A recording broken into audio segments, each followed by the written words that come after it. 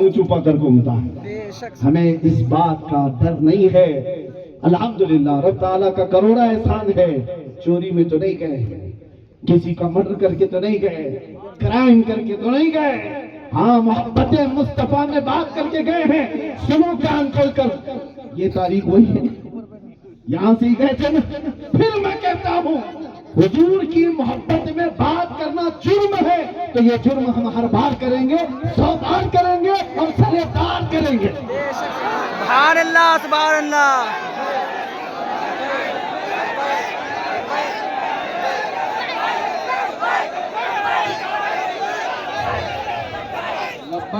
जो हमें कहना है वो हम आपको लेकर जाए, किसी को भी लेकर के जाए, लेकिन ये बात समझ करके रहो। मैंने शुरू में ही तमहीद में कहा है, हुजूर की मोहब्बत में बात करना ये आसान नहीं है। ये सिर्फ लिफाफे लेने वाले और हलवा पराठे खाने वाली मोहब्बत नहीं है। हाँ, हुजूर पाक की अखलाक और किरदार पर इसके अलावा हमारा जुर्म है क्या? बताइए आप, क्या है? नौजवानों को जो भटके हुए हैं हुजूर से जोड़ने की तो बात करते हैं, नशे में पड़े हुए उन आवारा नौजवानों को सिर्फ हम इतना ही तो कहते हैं, ये धतूरा नशा क्यों इस्तेमाल करते हो? इश्क मोहम्मदी का नशा कर लो, मोहब्बत मुस्तफा का नशा। और जिसके सर चढ़ करके वो बोलता है ना, तो फिर वो बरेली का आला हजरत बन जाता है। आप समझ, यही बात तो करते, इसके अलावा क्या है? अरे तोड़ फोड़ की बात मैंने कब की? किसी को भी आज तक मैंने चाकू उठाने, तलवार उठाने, बंदूक उठाने, अरे प्लास्टिक का ब्लेड रखने की भी बात नहीं की।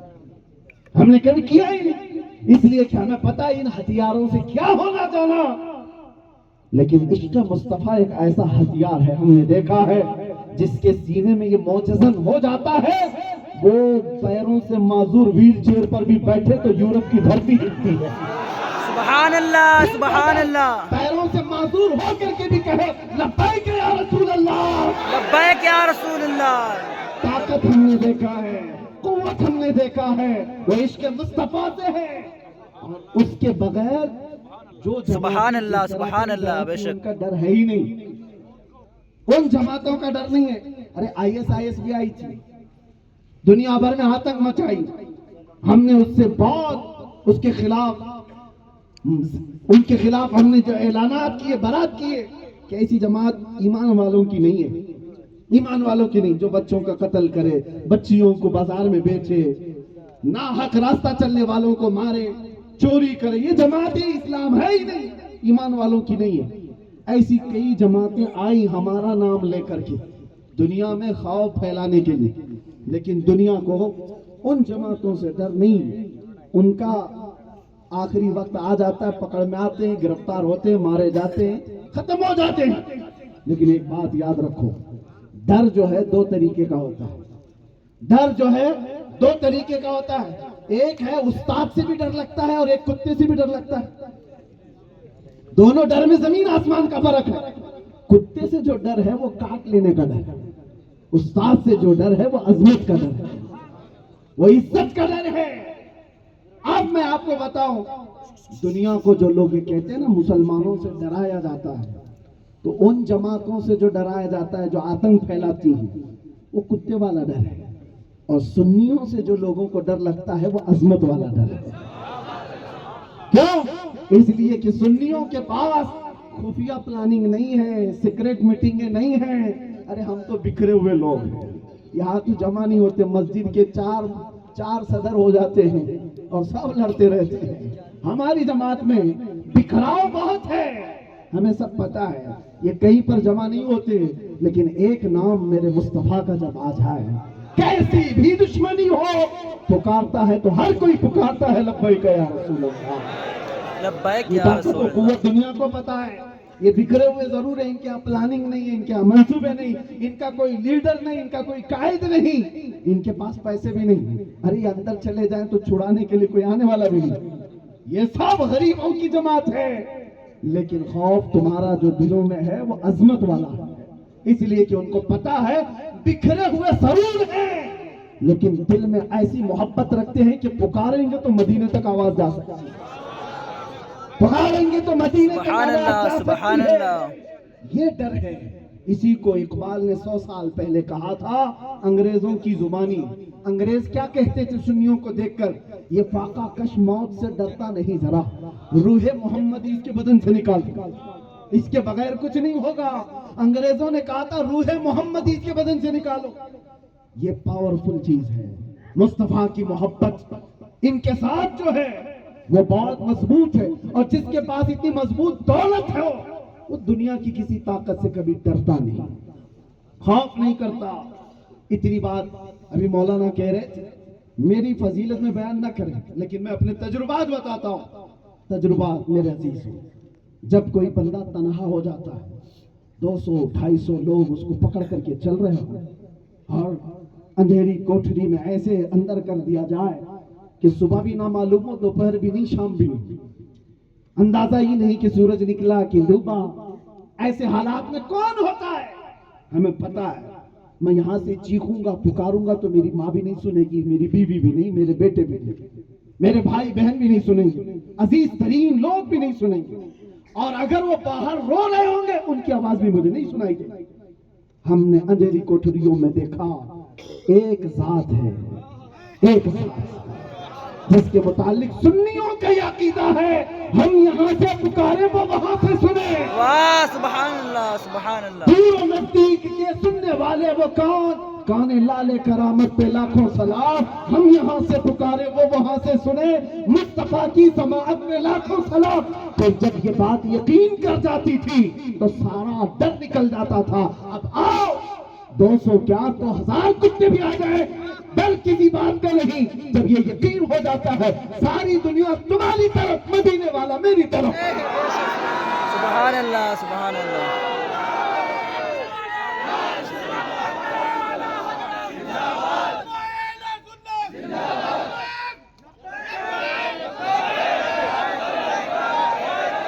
اور ایک بات میں پوچھتا ہوں جنرل والوں, ایمان کے ساتھ تمہارا یہ عقیدہ ہے یا نہیں کہ اللہ کا رسول آمنہ کا لال ہمارے ساتھ ہے؟ بے شک ہے, نبی پاک صلی اللہ تعالیٰ علیہ وسلم ہمارے ساتھ ہے, یہ عقیدہ ہے کہ نہیں؟ بے شک ہے. جب اتنا بڑا عقیدہ رکھتے ہو تو پھر ان کے سامنے کون سا کیڑا مکوڑا ہے؟ کون سا کیڑا مکوڑا ہے؟ میرے عزیزوں, وہ صحابہ کا ایمان لے کر کے آؤ. ہم میدان احد میں ایک خاتون دوڑتی ہوئی آئی تھی, ایک خاتون دوڑتی ہوئی آئی تھی جس کے 4 رشتے دار مر گئے تھے, شہید ہو گئے تھے, بھائی بھی, بیٹا بھی, باپ بھی, شوہر بھی. لیکن اس خاتون نے وہ 4 رشتے داروں کو نہیں دیکھا. مدینے والوں سے پوچھنے لگے آمنہ کے لال کیسے ہیں, رسول اللہ کیسے ہیں؟ لوگوں نے کہا وہ سلامت ہے. تو انہوں نے کہا, وہ خاتون نے, ارونی مجھے دکھاؤ پہلے, میں نبی پاک کو دیکھنا چاہتی ہوں. جس کے گھر میں میت ہو, بیٹا بھی شہید ہو گیا وہ جنگ میں, بھائی بھی, ایک عورت کے 4 رشتے دار بڑے اہم ہوتے ہیں, شوہر بھی, بیٹا بھی, بھائی بھی, باپ بھی, اور وہ عورت کہتی ہے میں رسول اللہ کو دیکھنا چاہتی ہوں. جب نبی پاک کو دکھایا گیا اپنا آنچل پھیلا کر کے وہ خاتون کہتی ہے یا رسول اللہ کل مصیبت بعدک جلل, اے اللہ کے نبی اگر آپ ہیں تو ہر مصیبت چھوٹی ہے, ہر مصیبت چھوٹی ہے. اگر آپ سلامت ہیں, اگر آمنہ کا لال سلامت ہے تو میری کائنات سلامت ہے.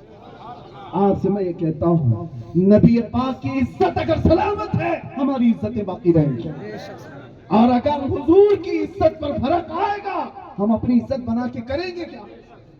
ہم اپنی عزت بنا کے کیا کریں؟ ہمیں لوگ سلام مارے, ہمارے لیے لوگ کھڑے ہو جائیں, ہمارے لوگ ہاتھ چومیں, ہمیں گل پوشیاں کریں, ہمیں چادر پوشیاں کریں. ارے نبی پاک کی عزت کے بعد تمہاری حیثیت کیا ہے؟ اللہ کریم جس کی عزت میں اتنی بلندیاں کی ہیں, وَرَفَعْنَا لَكَ ذِكْرَكَ کہا, اس نبی پاک کی عزت پر اگر تم سیریس نہیں رہے تو انتظار کرنا. امام غزالی کا ایک قول ہے, آپ نے فرمایا جب امت نبی پاک کی عزت کے لیے سیریس نہ ہو, حساس نہ ہو, تو وہ انتظار کرے چند دنوں کے بعد ان پر ایک زمانہ ایسا آئے گا ان کی بیویاں اور ان کی ماں, ان کی بہنیں بازاروں میں نیلام کی جائیں گی. یہ کچھ نہیں کر سکیں گے, یہ کچھ نہیں کر سکیں گے. امت پر وہ وقت آ جائے گا. میں بہت سال پہلے اس جملے کو پڑھا تھا اور کہا بھی تھا, آپ دیکھنا ماں, بہنوں, بیٹیوں سب کی عزتوں پر حرف آ جائے گا. اس لیے کہ اس قوم کو کیا جینے کا حق ہے جو اپنے نبی کی عزت کے لیے سیریس نہیں ہے، جو اپنے نبی پاک صلی اللہ تعالیٰ علیہ وسلم کی حرمت کے لیے پہلے اپنے گھر بار کی عزت دیکھ رہی ہو۔ میرے عزیزوں، صحابہ جو پکڑے گئے تھے مشرکین کے ہاتھوں میں، اس میں ایک صحابی ہیں خبیب ابن عدی، ان کے ناخنوں کو پکڑ سے کھینچا تھا مکہ والا، ناخنوں کو پکڑ سے کھینچتے تھے اور مارتے تھے، ہر بچہ کھڑا ہو کر پتھر مارتا تھا، اور ان کے کان کاٹے گئے، ان کے ہونٹ کاٹے گئے، ناک بھی کاٹے گئے، ان کی آنکھوں میں سلائیاں پھیری گئی۔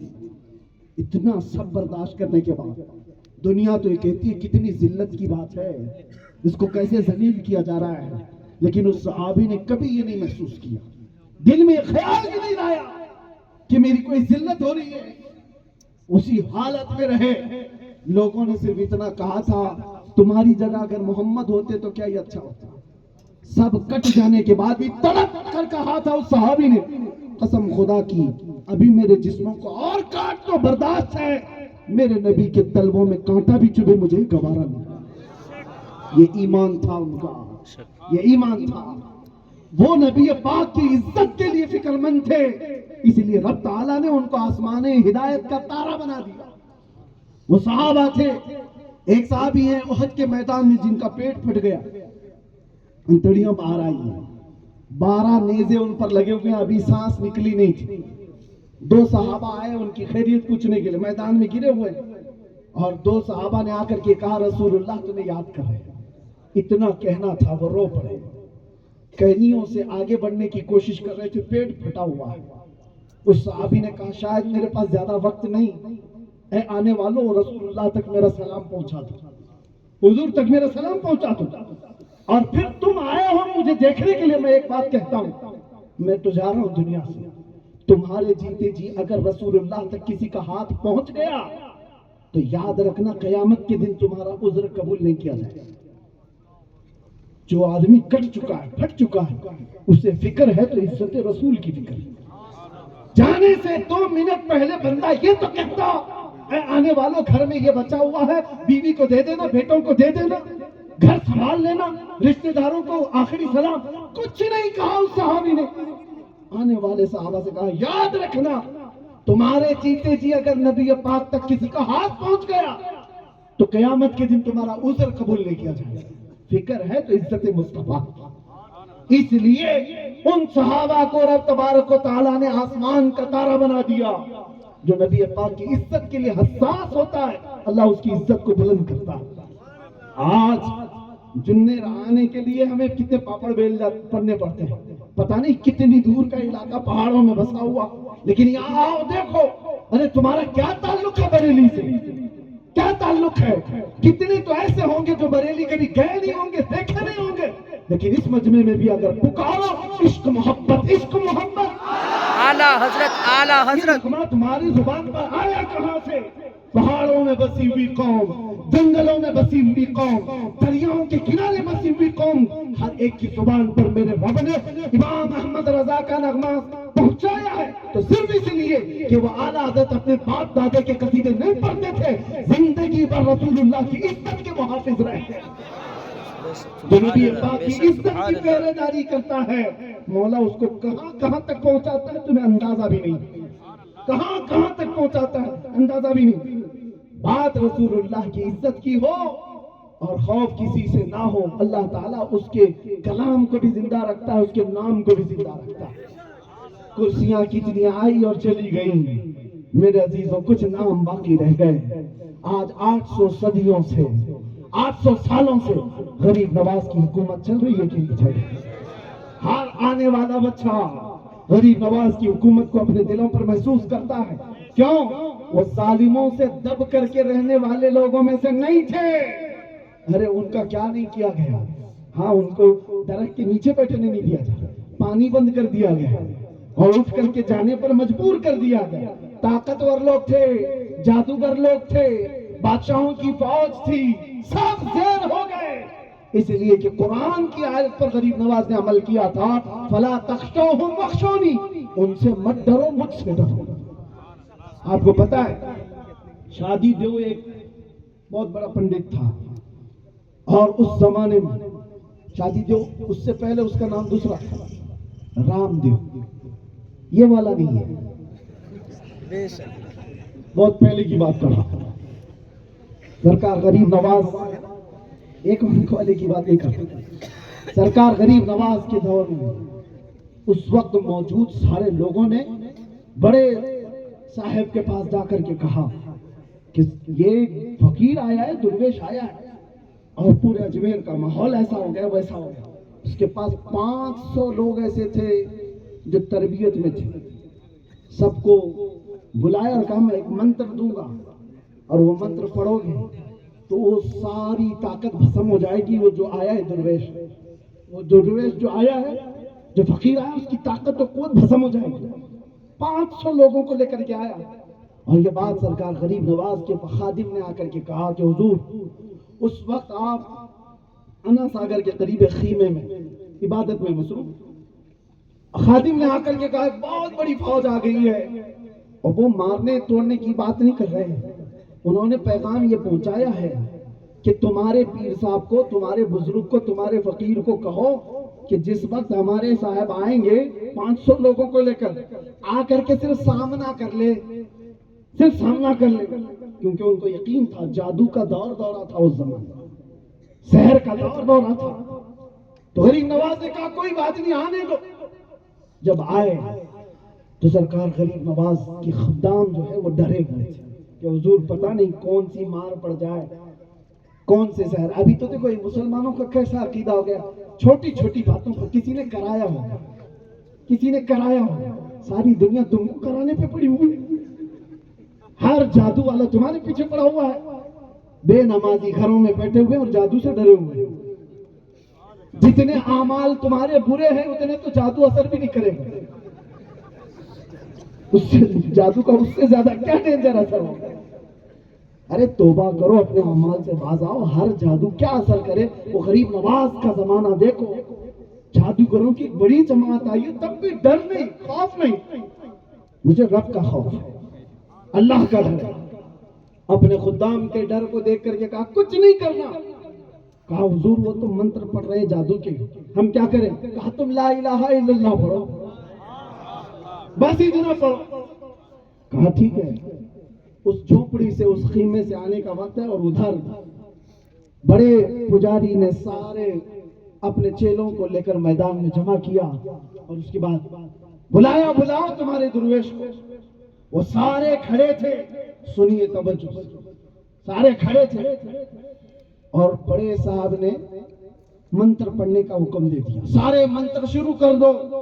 ابھی منتر شروع نہیں ہوئے تھے، غریب نواز اپنے خیمے سے باہر آئے، اللہ اکبر، چہرے میں جمال مصطفیٰ، پیشانی سے نکلنے والا وہ نور جسے دیکھ کر ہر کوئی آنکھیں جھپکانا بھول جاتا۔ وہ جیسے ہی اپنے خیمے سے آئے تو صاحب نے کہا اپنے چیلوں کو منتر پڑھنا شروع کر دو، تو سارے میدان میں کھڑے پڑھنا شروع کر دیے، مگر اس کا منتر نہیں، ہر ایک کی زبان پر لا الہ الا اللہ، سبحان اللہ، سبحان اللہ، نعرہ رسالت، خواجہ کا ہندوستان، خواجہ کا ہندوستان، خلیفہ حضور تاج الشریعہ فیضان حضور سرکار ربانی۔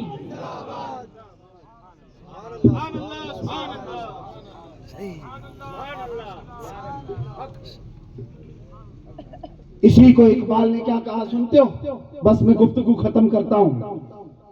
اقبال یوں کہتا ہے کہ